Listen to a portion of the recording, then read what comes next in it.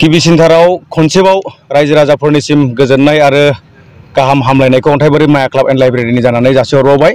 जोंहा बे बोसोरनि सिजन 2 मार्टियार डि जाब्रां मेमोरियेल फुटबल ट्रफी 2022 गाबोननो जागायसिगोन। गाबोननि 12 रिंगानिफ्राय आरम्भ जागोन अपेनिं सेरेमनिया।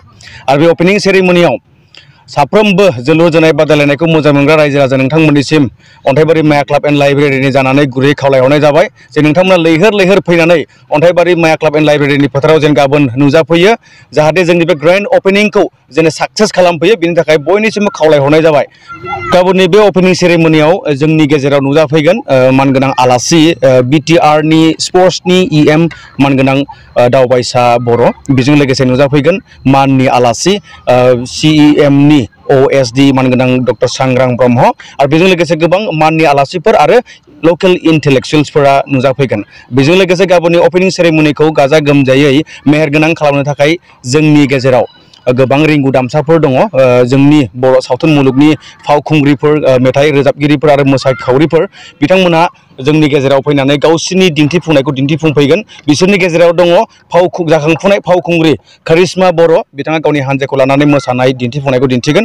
आरो बेजों लोगोसे दङ जोंहा खाथिनिनो इस्लाकाटा जोहोलावसा ख्रिस्टि आफाद, बिथांमोनाबो फैनानै जोंनि गेजेराव ख्रिस्टि मोसानाय हारिमु आयदानि मोसानायखौ दिन्थिफुंफैगोन। आरो बेजों लोगोसे दङ जोंनि गेजेराव हारि फोजाखांनायनि, हारि अननायनि, जाथि अननायनि गित रोजाबनो जोङो जोंनि खाथिनिनो मानगोनां थान्दै मोसाहारि बिथांखौ जोङो हांख्रायदों। बिथाङा जोंनि गेजेराव फैनानै जोंनो गित रोजाबनानै खोनासंहोफैगोन। आरो बेजों लोगोसे जोंनि गेजेराव बर'नि सिगां सारिनि इउटिउबार मानगोनां आलफ्रेड, आरो बेजों लोगोसे मेहेर वारि आरो बिथांमोनाबो जोंनि गेजेराव नुजाफैगोन।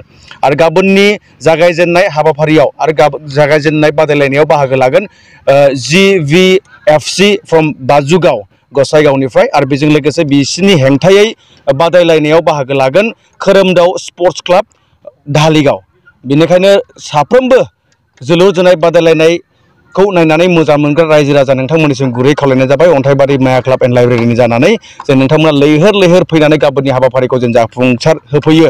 गोसोआव लाखि रायजोफोर, गाबोननि हाबाफारिया सानजौफुनि 12 रिंगानिफ्राय जागायनाय जागोन। आरो जोंनि गेजेराव जायफोरा नुजाफैगोन बिथांमोनखौ जोङो दोलै नोगोरै गोसो गोरबोनिफ्राय बरायनो थाखाय अन्थाइबारि माया क्लाब एन्ड लाइब्रेरिया थाग थियारि जानानै दङ।